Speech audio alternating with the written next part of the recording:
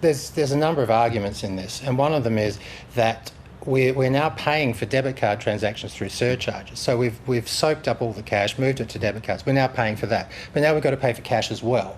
At a certain point, I think the banks are going to have to make a decision about what business they're in and what the shape of these businesses actually are. Because I'm of the view that at a certain point, maybe the payments market is something that we need to consider more of as a utility than something to make money out of. So, yeah, 13% is causing problems for the banks, and I'm not sure they'll get a lot of sympathy for that.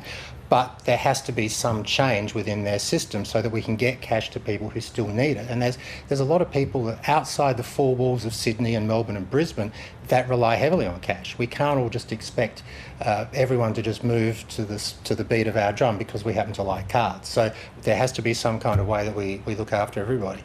Absolutely, and I guess the question is, who bears that cost? I mean, Armaguard is now the last cash transport company, and they were crying poor not too long ago, and they managed to extract a $50 million bailout from the major banks and the supermarkets. I mean, what's to stop them from crying poor again and asking for more? Yeah, well, we're almost at the 12-month mark for that, because that was the threat over Easter, I think, which is one of the biggest. You've got, Good Friday, Easter Monday, 2 public holidays and weekend in the middle, and then you say there's no cash. And that, will that happen again? Maybe they'll go back for a second stab, I don't know. But this is a problem that's come about. Arguably, it's of the banks and Armaguard's own making, and I won't make any friends for saying that. But, they've created a monopoly, they've got the situation they've got, and now they're saying, oh, it's all too expensive, and Mr. Merchant or Mr. Customer, you're going to have to pay for it. I don't think that's necessarily reasonable.